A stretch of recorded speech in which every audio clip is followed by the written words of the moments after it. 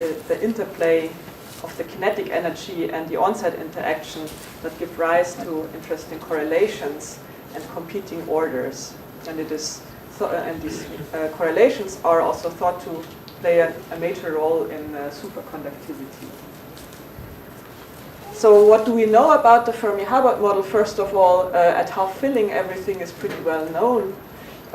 At very small interaction strength, we expect a metallic behavior where the particles in the different spin states can just move freely on the lattice.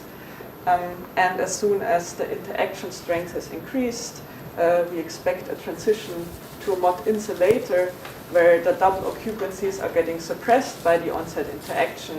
And this is also leading to an incompressible state. And if one is able to reduce the temperature more, one arrives in the antiferromagnetic regime where the super exchange is basically mediating the ordering in such a system. And there have been many a lot of theoretical work, of course, about this, but also beautiful experiments. And I want to also point out here the exceptional role of the quantum gas microscopes, which have in pushing the limit into the antiferromagnetic regime. So if we go away from half filling, a lot less is really definitely known. This is thought to have a superconducting phase at a specific doping and a pseudo gap. But from an experimental point of view, it's very hard to reach these regimes just because reaching such low temperatures is experimentally very challenging, and I think up to now not really achieved in a way that we can say much about the phases here. So the Hubbard model has been motivated by the discovery of highest TC superconductors, but if we look at these models where basically the motivation is that one looks at one of these layers, for example, in a cuprate, and then can describe it by the Fermi Hubbard model. What one observes is that cuprates actually are composed of several layers of these of the cuprate of several cuprate layers that are weakly coupled.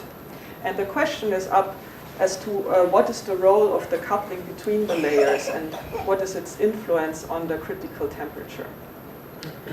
If we look at other materials, we know that layering makes a big difference, and I want to just point out the experiments on bilayer graphene, where a single graphene sheet it's just a semi-metal, it's not superconducting, but as soon as one stacks two graphene sheets on top of each other and introduces a twist angle, what one actually does is one renormalizes the band structure. One basically brings down the energy state for the electrons by reducing the kinetic energy and thereby putting these systems into the strongly correlated regime. And together with the special band structure of the hexagonal lattice, this renders the bilayer graphene a very nice superconductor. So the overall question is, how is layering influencing the findings in the Fermi Hubbard model? And this is why, so in order to model this, what the first step one could do is to put up the simplest version of a layered Fermi Hubbard model, the bilayer one, where on top of the single particle hopping and the onset interaction U, now a third quantity is introduced, which is also a single particle hopping amplitude, but now that connects the sides between the different layers. So there have been predictions about how this phase diagram is looking like, and I want to walk you through a few of the limiting cases and point out what is actually not known. So first of all, if we reduce the interlayer coupling strength, we are ending up with two completely separated and coexisting antiferromagnets. Also at very small interaction strength, one recovers the metallic behavior, and the metallic behavior is expected to persist up to an interlayer coupling strength of about 4, where this now turns into a bilayer band insulator, so a band insulator where the strong correlations between the layers is rendering this into a band insulator. Yeah. At the very strong interaction regime, we can simply describe everything by a Heisenberg spin model, and there one expects a phase transition between the antiferromagnetic insulator and the bilayer band insulator in the regime of 1.6 times the interlayer coupling. So, but between the point of 4 and 1.6, the transition is not completely settled. There were many different theoretical predictions as to where this boundary is running. And there is a second thing that is currently debated, which is whether this metallic phase is only existing at the onset interaction being 0, or whether it is also reaching into a small interaction regime. And all sort of this very interesting phase diagram basically motivated us to realize such a system in the experiment.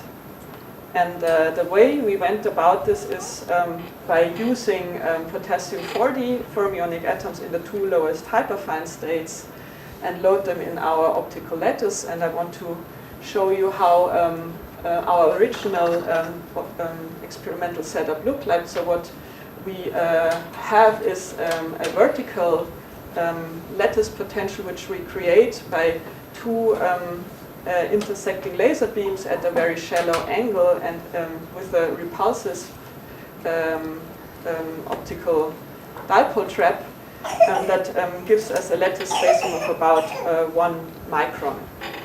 And we superimpose this with a lattice in xy direction, which we build from a standing wave and which is retuned from our resonant transition.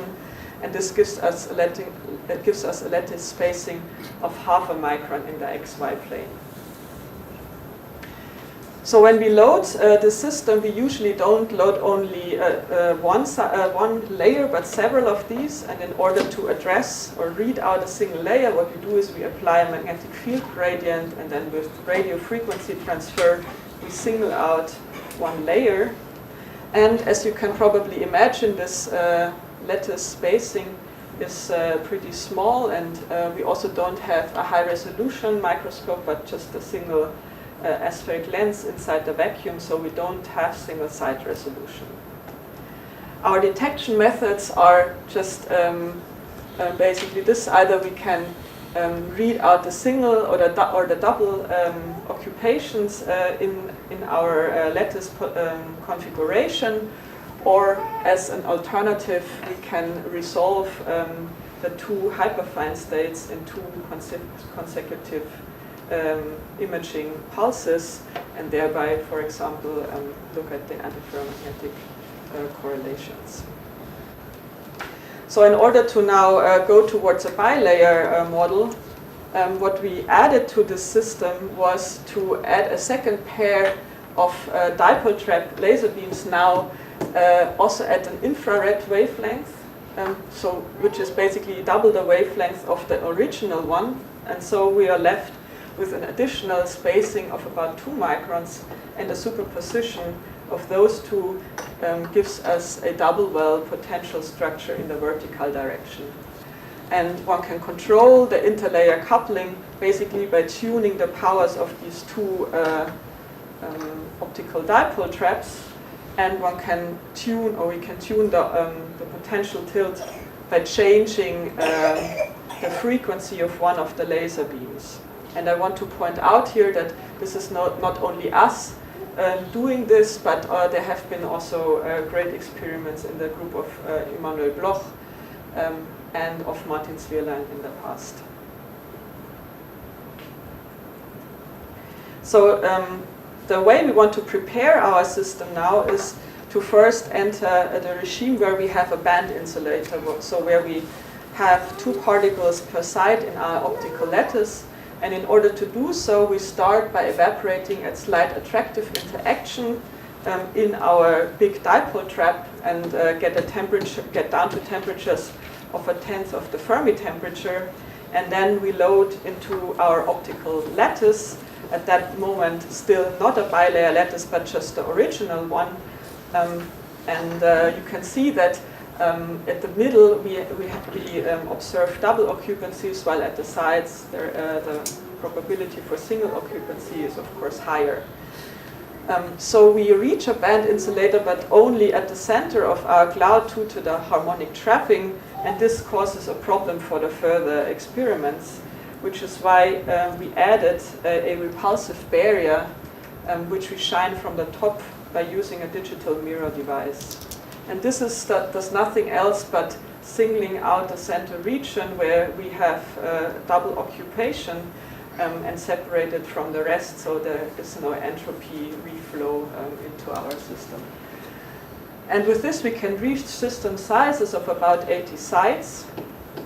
And then once we have this band insulator, what we do, we have to basically cross to the repulsive side. We do this by a radio frequency transfer, and then we can basically rearrange our magnetic field.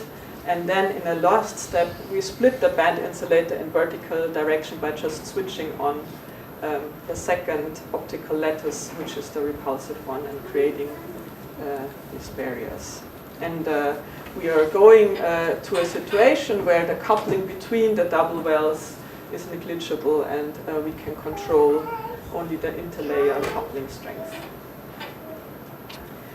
So the situation we are ending up after this preparation step is about a filling factor of 0.4 and a temperature which is actually fairly high, 1 to 1.5 times the tunneling energy in plane. But this is now the starting point for all our further investigations on the bilayer Hubbard model, and we are interested in observing the correlations in these systems. And as a first step, we are interested in looking at the antiferromagnetic correlations in one of the layers. And I want to just rehearse a bit what Randy had already told us. So in order to measure the magnetic correlations in the system, one is interested in the magnetic structure factor, and you can basically depict it as it's basically just a Fourier transform of all the correlations along sort of like the wave vector. So here you see the magnetic structure factor for the Brion zone in a cubic lattice, and especially at the Brion zone edges, this value is very high, which is basically just because the correlations are added up in a staggering way. So I want to just say a few more words about what correlations can one get. So first of all, the local moment, which is basically just the very first entry in this series, can be just get by the absorption images, adding up the single occupancies. And this is basically measuring the on-site correlation. The uniform structure factor has been measured in experiments also without a single-site resolution, where one basically adds up the spin correlations, but now they are pointing in different direction, which is why this uniform structure factor is actually smaller than the local moment, so it's corresponding to the point here. And the staggered structure factor is expected to be larger than the local moment, because now here the phase factor causes the staggered addition of all the antiferromagnetic spin correlations. So I've already mentioned that we don't have a quantum gas microscope, so we don't have direct access to all these correlations by looking at our distribution, but we found a trick to basically measure the staggered structure factor in a way which usually is used to measure the uniform structure factor. And the trick is to use a Ramsey sequence, which basically flips the staggering into a spin polarized system. So what one does here is one applies a pi over 2 pulse and flips all the spins into the plane, and then let them precess such that the neighboring sites are always getting pi phase shift as compared to the neighbors. And then in a second pi half pulse, one basically projects one turns the system into a spin polarized situation. And the important part in order to do this is now, first of all, to have a good control over this magnetic field gradient, which makes sure that this phase pickup is going into the direction of interest. And the second one is the timing for this time evolution. And I want to quickly show you how we do this in the experiment, how we calibrate our Ramsey sequence. And we do this by actually starting in a spin polarized situation. And when we apply the Ramsey technique I just told you, but for a very short time, we observe a periodic spin orientation along the diagonal. So this is how we also set the diagonal direction. And then when we wait a bit longer, this period is getting larger, and at some point we are hitting our resolution limit. Yeah? So of course the time evolution goes further, and as soon as one arrives at this checkerboard pattern, we look basically at our noise correlation and observe that there is the appropriate peak appearing in our noise correlation data. And when one continues this evolution, the system turns back into a spin polarized system. So in this way, we know also that this process is a coherent process. And in order to now look at the antiferromagnetic correlations, we are choosing this time to be similar to the point where these correlations are appearing. And we did this in the past already for a single Fermi Hubbard situation, and you can see here that the staggered structure factor was exceeding the local moment by a lot. And a similar technique we are now also applying for our bilayer system. So we are basically singling out one of the layers and look at the staggered structure factor, and for a small interlayer coupling, we observe a large staggered structure factor that is much larger than the local moment. And as we also expect, when we increase the coupling strength between the layers, the staggered structure factor reduces and eventually meets the local moment. So this means that there are no antiferromagnetic correlations within the plane left. Let me also point out that this distance between the local moment, or difference between the local moment and the staggered structure factor, is the total intralayer correlation, and this value is basically the same than a difference between the local moment and the uniform structure factor in our case, which means that our correlations are not very long range. So it's sort of like only the next entry in this series, which gives the difference here between the staggered structure factor and the uniform. So it basically points out that our temperatures are not very low. If they would be lower, the difference would be as I showed you before. Yeah. So here is now the question, where did the correlations go? Did they just vanish, or are they really going now along, sitting between the layers? And in order to extract this information, what we do is we freeze our bilayer system, so we stop all the tunneling within the planes, and we merge the double wells along the vertical direction. And what this does, or what this allows us, is to distinguish the singlet and the triplet correlations. The singlet correlations would just have a spatially symmetric wave function, and therefore the particles are ending up in the same motional state of a single well, while the triplet spin wave function has an antisymmetric wave function, and therefore in the end the two particles end up in the different motional states. And then we can simply distinguish these two cases by an interaction resolved detection and extract the correlations along the z direction.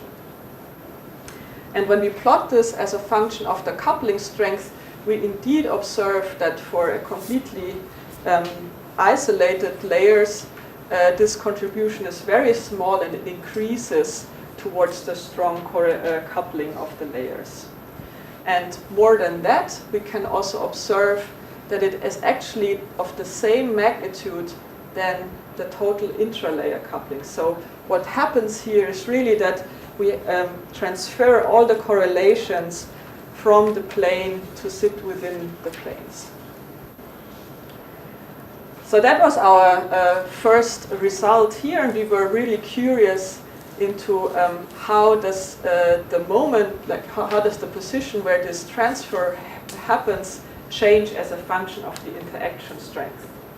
And here is the data that shows this. So we divide the intralayer interactions by the sum of both, and all the blue data points are showing the correlations sitting preferentially between the planes, while the red ones show the antiferromagnetic correlations. And we can indeed see that for low coupling strength, the antiferromagnetic phase is sitting here, like similar to the phase diagram that I've shown you before, while for strong interlayer coupling, we see all the correlations between the planes. And the crosses here are now indicating where this transition happens, and it seems to be at around 2.5. And we didn't see a dependence of this transition. But I want to point out again, the temperature is very high. So one question would be really, does this still change when we could reduce our temperature? So our findings confirm that the theoretical predictions that have been done in the past. And in the last point, so how do I do in time? 23, okay. So in the last step, we were curious as to whether we can really see that we have a band insulator in these cases here. So in order to measure whether we have an insulating state, one usually measures the compressibility. And we do this measurement by applying, and so we have not a problem that we have a homogeneous or more or less homogeneous situation. So usually one can read off the compressibility by just the gradient that is naturally in the potential, but in our case we had to introduce this in an artificial way, and we did this by an in-plane gradient, which is basically the same gradient that allowed to do this spin wrapping, and then basically measure the imbalance between the spin population. And when we do so, what we observe is that for the completely decoupled planes, we observe a rather small compressibility, which is in agreement with an antiferromagnetic correlation. And when we increase the coupling strength between the layers, so when we enable the particles to tunnel more between the sides, the compressibility goes up, goes down. So the incompressibility goes up. And this can be simply understood by the fact that for an antiferromagnet, the gap to higher excitations is on the order of the on-site interaction U. And for a coupled bilayer system, this gap is actually even larger, although there is a delocalization. And this is the reason why the compressibility goes down. So this measurement convinced us that we indeed see a bilayer band insulator of a short correlation range. So this was sort of like our final conclusion that we have a very nice system here. So to conclude my talk, I showed you that we can control the coupling between two layers and observe a crossover between antiferromagnetic correlations in plane to sit between the planes. And we could also confirm that we have a bilayer band insulator by looking at the compressibility. And I think the most important new questions that arise from this experiment is basically how does the phase diagram look like for lower temperatures? Is this in agreement with theory, and can one rule out the at the moment open questions in the bilayer Hubbard model for half filling? And the second ensemble of questions would be what happens when one goes away from half filling? What would one see in the experiment, and how to actually access this regime, because this is also not trivial while keeping the temperatures low. So with this, I'm at the end of my talk. I want to also point out that the work that I've presented today was mainly done by Marcel Gall, Nicola Woods, Jeffrey Chan, and Jens Samland, which at the time were forming the bilayer team.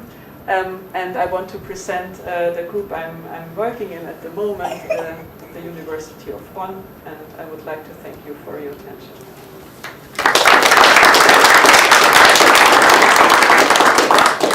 Thank you very much for this very interesting talk. So we have plenty of time for questions. Good. So I have a few questions, but one to start with is the final thing you mentioned is moving away from half filling. You said it's hard to keep the temperatures low. Can you elaborate? Maybe you already did it and I missed it.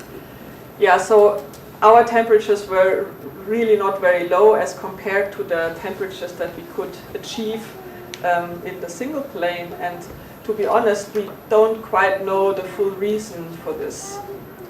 And why I say that, it's sort of,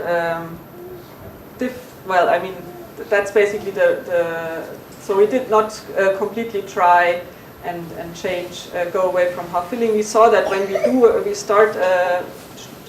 we try to imbalance the system, that our sample gets just warmer. Yeah. But we don't have a full understanding of this. Can I ask one more since we have time? Yeah. So this goes in a slightly different direction, but with these bilayer systems, you have a Feshbach resonance. You could also do the attractive side, right? That's true. Because there's really interesting stuff predicted, like S plus minus superconductivity. I think Okay. is possible here. Have you thought about this at No, all? we have not thought about this. So we did this mapping to the from the attractive to the repulsive side on a single layer, right? But that's a good point. Thank you for pointing this out. So, can you also do some kind of spectroscopy in the system? So let me be concrete. Imagine that you're in the regime where T-probe dominates, so you have, let's take, low temperatures, and then you have products of singlets. So then we imagine that there is a well-defined energy to make a triplet excitation. Therefore, if you try to modulate your, let's say, your T-probe and ask how much does it change, how much does it destroy the singlet correlation, there should be some kind of resonance which corresponds to twice singlet to triplet transition. It's something that we can do, just really try, so that it's kind of like, so you cannot generate a single magnet like 20 or so, you can generate pairs of magnets, gas magnets, which would be interesting. Yeah, so that's a very good suggestion. So I think what one could do is one can indeed modulate this this transition by basically just modulating the potential slightly, and by that also modulating the coupling strength between the two layers. Yeah. And monitoring how it's a process, your inter-layer spin correlation.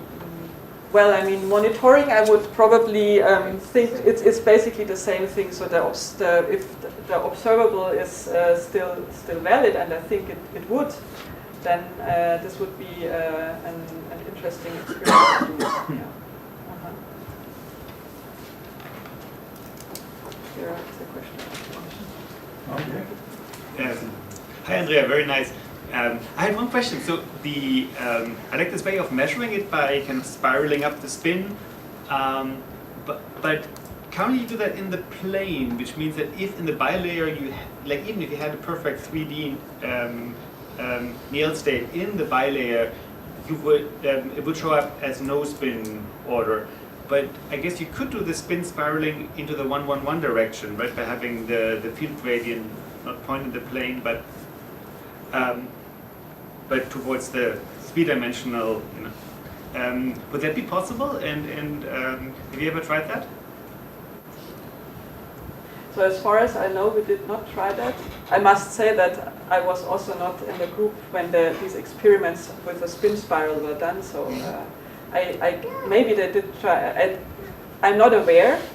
Yeah. But I didn't understand correctly, right? So with the current way, even if you had a like three-dimensional Néel state, it would show up as no spin correlation in your current measurement, right? If one singles, so we do single out one plane. Single out one plane. We single out okay. one plane, which is why we see the antiferromagnetic. Okay, I missed that. I thought we had a combined signal of both. Okay, that's fine. Basically, pointing out the magnetic field gradient would require I think it would require a third coil. A different coil or something. Or basically the control of the magnetic field gradient also in the z direction, such that one can point it out of plane. So. Okay, thank you for the clarification. So you're just imaging one of the two We are planes. imaging only one, Got it. yes. Only that's why we see the antiferromagnetic correlations. Thank you for pointing this out. Thanks for the nice talk. Maybe this is a crazy question, but have you considered the possibility of engineering twisted bilayers? Proposals for atoms that have spin-dependent potentials, which obviously lithium does, but it's something. Okay, so you're thinking of not basically twisting the potential landscape and the optics, but using a magnetic field in addition in order to do this twist? Some theorists have proposed in Strontium, for instance, you have the ground state and a very metastable state, and then you use the spin as the artificial third degree of the third dimension. Mm-hmm. And then you have spin-dependent lattices, for instance. I don't know the proposal to do it with lithium. I've not thought about it. So I know that what has been already shown only with optics, I think not so far with a running experiment, that one can use it when one uses basically a spatial light modulators in order to create the different sites instead of a standing wave lattice potential. One can basically by holographic methods create two layers that are slightly twisted towards each other. But for the rest, I think we maybe should discuss this. I can now not answer this on top of my head whether this would be possible. Any question? Yeah? So you were showing this phase diagram in the beginning with this metal phase which only sits at U equals 0, which is of course a 0 temperature result. That's right. Is there any way to probe this, or have you looked into this, of seeing basically that at finite temperature you would see some kind of a MOS transition in the system as a function of interaction strength, or you're just showing here the compressibility on the last graph, so basically studying this for different directions might be some we did not. in there. We don't have data on that, so we did not look into this.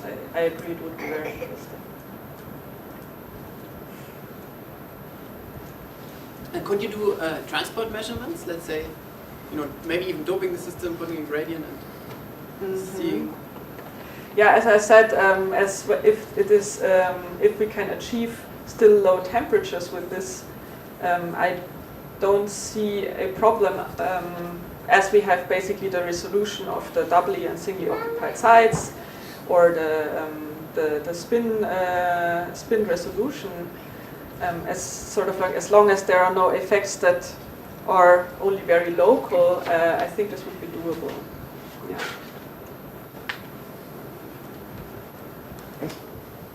So maybe I missed this, but at some point you referred to a density of 0.4 when you were constructing the bilayer system. Yeah. But I understand these phase diagrams are for half filling. So yes, so it's okay. So I did not mention this. I wanted to mention it, but the shaded areas that I show here are DQFC calculations with the filling factor of 0.4 and the temperature that we know. So it's true. Our experiment is not exactly at half filling, but as close as we could get, let's say it like this. And it agrees with our theoretical expectations. So 0.4 is like the two layers together. No, 0.4 is each layer, so it's the filling that's sort of like in the nomenclature of per spin state per site. So perhaps I missed this, but in the figure you have different layers. So you mainly just image like the one in blue, and you let the other ones like. Okay, so one of the interesting things about the bilayer systems is that now your Néel temperature is finite, is no longer zero. As in one thing that Kaden and I worked, we found, or maybe propose a way of maybe using the extra other layers as entropy reservoirs, and therefore try to get a colder sample just in those two that you were looking at. Yeah. So maybe that's something that could work. Yeah, we tried hard on this, and we did not succeed to reduce the temperature with this, but maybe we should talk, maybe there is something that we have to keep in mind that we didn't so far. But sort of like this is also something that still bothers me, so actually this would be a perfect system to try to do new cooling schemes.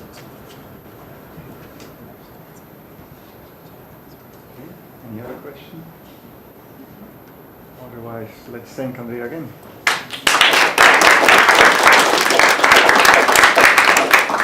Okay, so we have the coffee break now until